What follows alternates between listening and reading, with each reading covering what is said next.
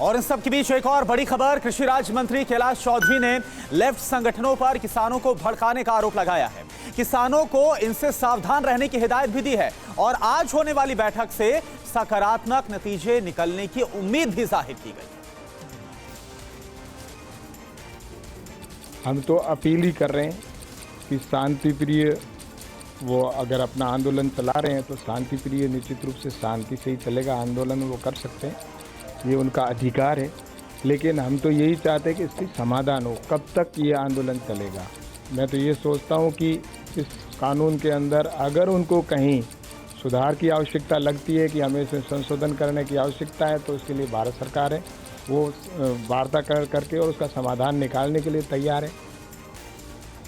और supreme court ने corona महामारी के बीच बॉर्डर पर किसानों के जमावड़े पर चिंता जताई है। किसानों के प्रदर्शन के दौरान कोरोना फैलने की आशंका भी जाहिर की है। Chief justice एस.ए. बोबड़े की बेंच ने सरकार से पूछा कि किसानों को वायरस से बचाने के लिए क्या उपाय किए गए हैं। किसान वहां कोविड से प्रोटेक्टेड हैं? क्या कोविड से बचाव के लिए जारी गाइडलाइंस का पालन किया जा रहा है? हमें नहीं पता कि किसान वहां प्रोटेक्टेड हैं या नहीं। आप कोर्ट को अवगत कराएं कि क्या किसानों के प्रदर्शन के दौरान वह कोविड से प्रोटेक्टेड हैं। जिस पर सॉलिसिटर जनरल ने कहा कि वह 2 हफ्ते में इस मामले में कोर्ट को अवगत कराएंगे कि वहां क्या क्या किया गया है और क्या होना चाहिए। अदालत ने कहा कि तबलीगी जमात की घटना की तरह यहां भी समस्याएं उत्पन्न हो सकती है। और वहीं आगामी बजट को लेकर एक बड़ी खबर, बजट से पहले प्रधानमंत्री मोदी अर्थशास्त्रियों से बातचीत करेंगे। पीएम की बैठक में अलग अलग सेक्टर के एक्सपर्ट्स भी मौजूद रहेंगे, जिसमें कई मुद्दों पर बातचीत होगी। कोरोना संकट के बीच पीएम मोदी एक बार फिर 8 जनवरी को बड़ी बैठक करने जा रहे हैं। दरअसल कोरोना के चलते कई मोर्चों पर अनिश्चितता के बीच पीएम मोदी कई बड़े अर्थशास्त्रियों और विभिन्न क्षेत्रों के विशेषज्ञों से चर्चा करेंगे। बैठक का आयोजन सरकार के थिंक टैंक नीति आयोग कर रहा है। पीएम मोदी की बैठक दोपहर करीब 1 बजे से शुरू होगी। यह बैठक इसलिए भी महत्वपूर्ण है क्योंकि भारतीय रिजर्व बैंक के अनुमानों के अनुसार भारतीय अर्थव्यवस्था का आकार चालू वित्त वर्ष में 7.5% तक घट सकता है। वहीं विश्व बैंक का अनुमान है कि 9.6% की कमी होगी। इधर नए साल पर पीएम मोदी जम्मू कश्मीर को बड़ी सौगात देने जा रहे हैं। पीएम मोदी की योजना से जम्मू कश्मीर में 4.5 लाख लोगों को रोजगार मिलेगा।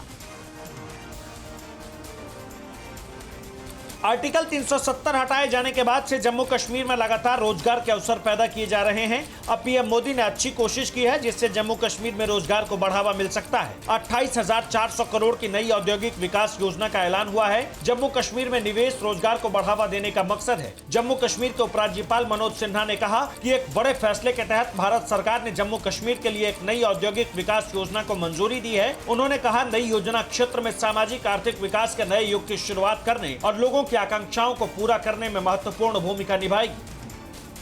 और वहीं बीजेपी के राष्ट्रीय अध्यक्ष जेपी नड्डा कल से 2 दिन के दौरे पर पश्चिम बंगाल जा रहे हैं और वहां पर एक मुट्ठी चावल कैंपेन की शुरुआत की जाएगी। पश्चिम बंगाल में विधानसभा चुनाव के लिए बीजेपी ने कैंपेन रफ्तार बढ़ा दी है।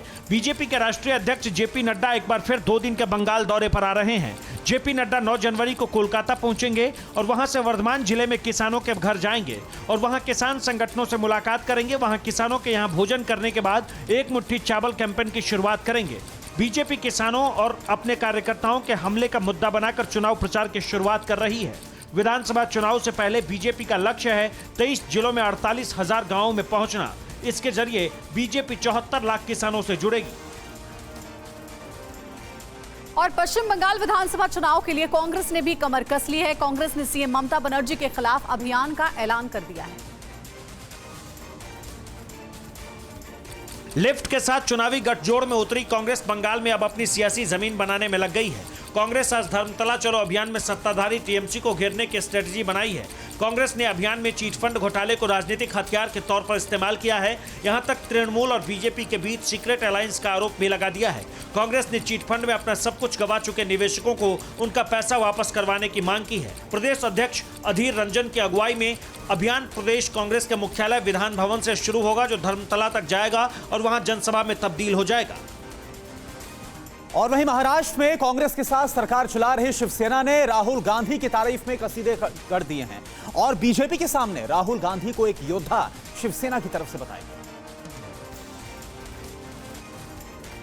राहुल गांधी के नेतृत्व पर सवाल उठा चुकी शिवसेना ने अब राहुल की जमकर तारीफ की है, जिससे बीजेपी काफी डरती है। पार्टी ने मुखपत्र सामना में लिखा है कि दिल्ली में सत्ता में बैठे लोगों को राहुल गांधी का डर है, वरना गांधी परिवार को बदनाम करने के सरकारी अभियान नहीं चलाए जाते। कोई तानाशाह डरता है, भले ही एक आदमी उसके खिलाफ हो, और अगर यह अकेला ईमानदार योद्धा है तो डर 100 गुना बढ़ जाता है। राहुल गांधी से यह डर 100 गुना है, जबकि खुद शिवसेना ने कुछ दिन पहले यूपीए के लिए जुझारू नेता की जरूरत बताई थी और शरद पवार को इसके लिए उपयुक्त नेता बताया था। शिवसेना ने यह भी कहा कि विपक्ष किसी भी समय फिनिक्स की तरह राख से उठेगा।